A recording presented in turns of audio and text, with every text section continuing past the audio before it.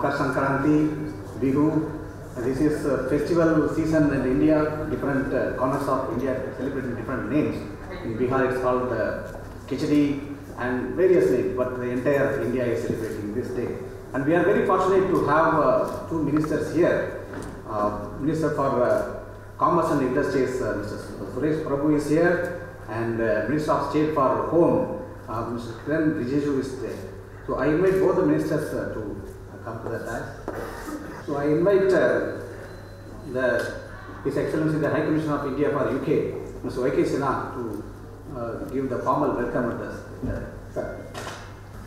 Good morning, everyone, and thank you for coming on a Saturday as a holiday. We are delighted to welcome the Honourable Minister for Commerce and Industry, Shri Suresh Prabhu, and the Honourable Minister of State for Home Affairs, Shri Kiran Rijiju, to India House. Both the ministers were keen to have an interaction with members of the Indian diaspora in the UK in recognition of the very important role that you play not only in UK but also in furthering India-UK relations. And as the Honourable Prime Minister has said, that you are the living bridge between our two great nations. The Honourable Minister of Commerce and Industry has had some very useful meetings here with his counterpart, the Secretary of State for International Trade, Dr. Liam Fox, and has met a cross-section of the business community at various functions. He also spoke at the LSE yesterday. The Honourable Minister of State for Home Affairs has issued two important MOUs on illegal migration and on combating crime and sharing of records. We hope that these two MOUs will lay the foundation for further cooperation on issues of travel between the two countries and ease of travel between the two countries.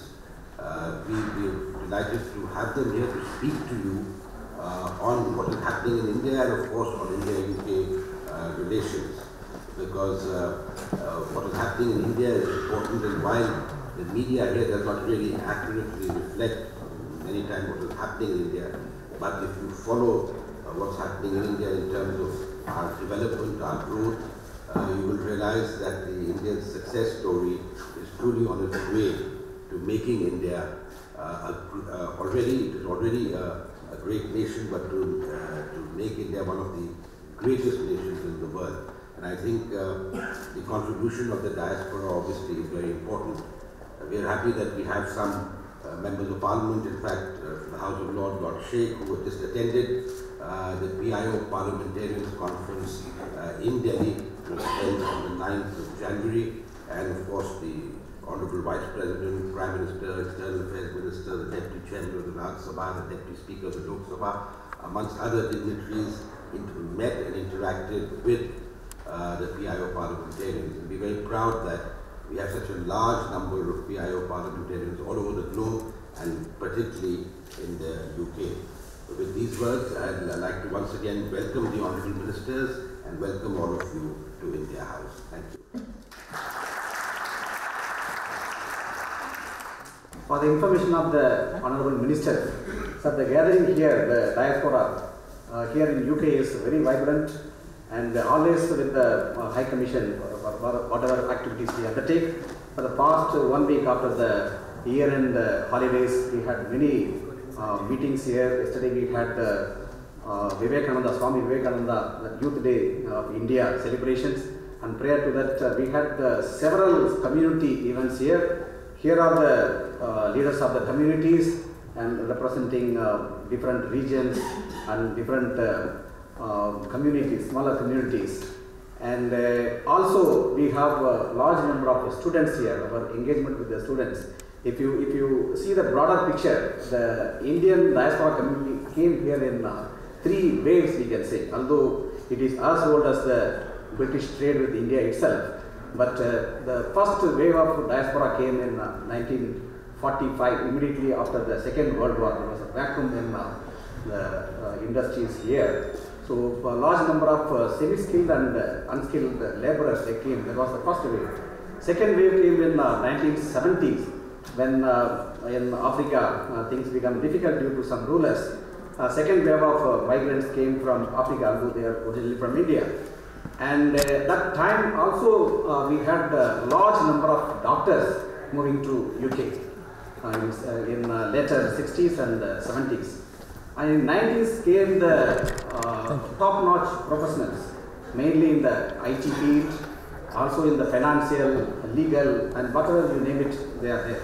So the latest wave in 90s is top-notch professional, contrary to when it started, skilled, semi-skilled and unskilled laborers. That is the journey they have undertaken. Now the second, third generation, we have 1.8 million diaspora, Indian diaspora, Indian origin people here, besides students and other NRIs coming here for short-term work and all. About the minister, yesterday it was mentioned by the Commerce and the Industries Minister.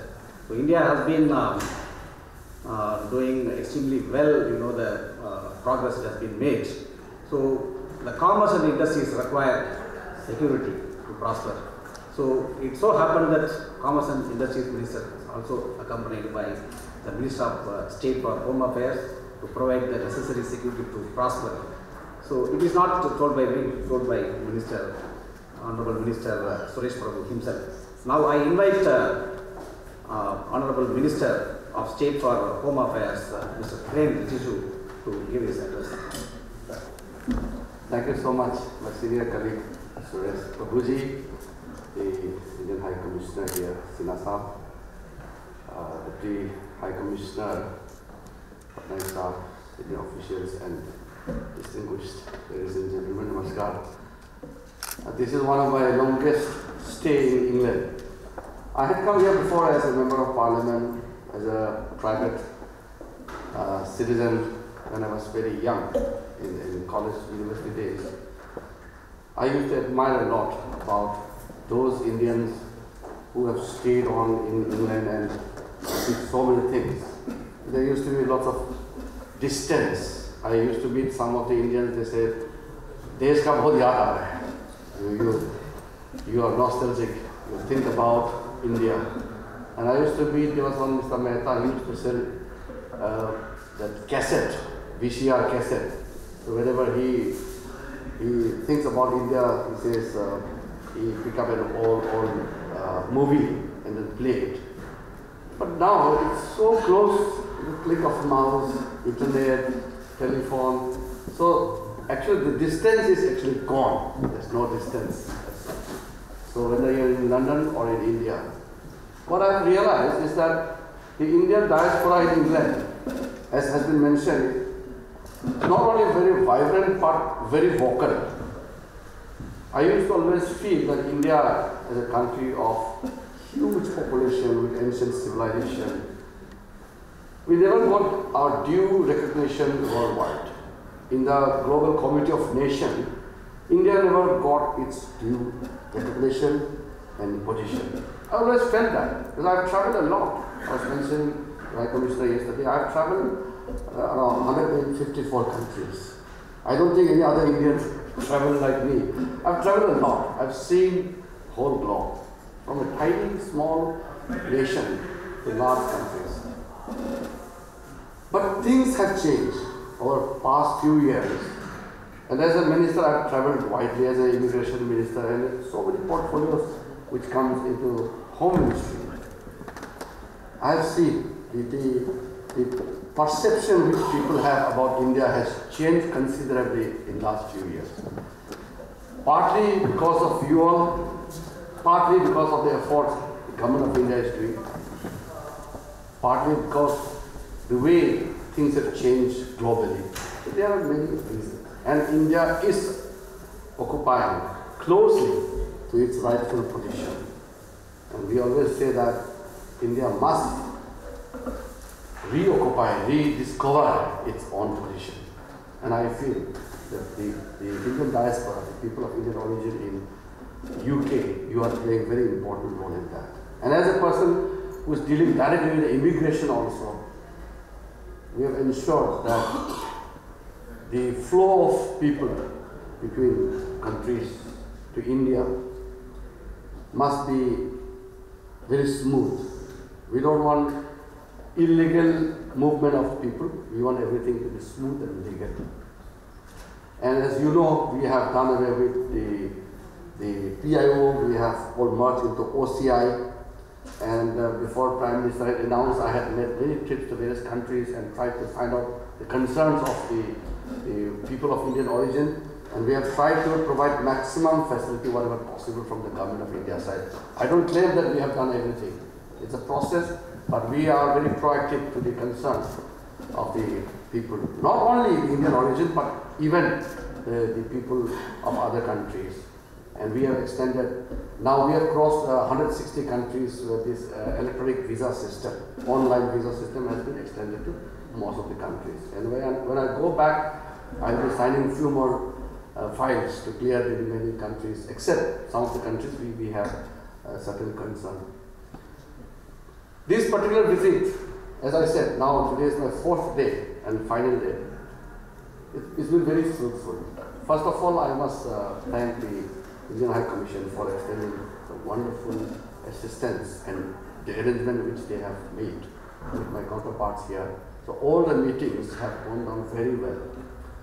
And the security arrangement which we would like to see in India needs to have its own integration with the rest of the countries. Now it's nothing goes in isolation, like sharing of criminal records, the joint cyber security system, how we have to combat the menace of terrorism. It's a global effort. So we need to really go out and work out with all the countries as partners. Nothing can be done alone. No, not United Kingdom, not the United States, nor India. So we have to come together. And one of the MOU which I have initialized with my counterpart is on the return of the illegal migration, because what we feel is that a small number of people who are not following the proper rules should not damage our bilateral relations. So we want to smoothen everything. And that's actually win-win for both India as well as for UK. Besides that, I had a very good meeting with the new, the chairman of the Conservative Party, Mr. Brendan Lewis. He was the one who invited me on his invitation. I have come. He was the immigration minister till 6 days before. So I had a good meeting yesterday in his cabinet office, and then my meeting with the Minister of State in the Foreign Office for Asia Pacific, Mr. Mark Field, also went very well. And then, of course, my the regular meeting with the Minister of State for Immigration, Caroline Knox, was very defining. And then my meeting with the Minister for Security and Economic Crimes, Mr. Ben Wallace, was also very fruitful. So overall, my visit this time has been good. And today, I feel that on my final day, I am very fortunate to see you all. Because wherever we go, I feel our strength is our diaspora. The people, you carry our flag, you carry our emotion, you carry our culture, tradition, our heritage. So you are our pride, basically. Because our Prime Minister has been going around and addressing the Indian diaspora. And today, meeting you, I know it's a very limited, small gathering, but very powerful, very useful, very meaningful. Thank you for this wonderful opportunity, High Commissioner Saab, and hopefully we'll meet some other time anywhere, whether in India, whether in England, or anywhere. And we must stand together, help each other. We must address each other's concern. After all, we are all together to ensure that India really reached to the place where I have termed earlier its rightful place in the community of nations. India must be a superpower and nobody can stop it. The only thing it can derail is if we don't work hard. So we have to work hard, we have to work jointly together. Thank you so much. And Rijiju, his geographical idea of various places in the world is amazing. He is very, very practical even while being very pragmatic.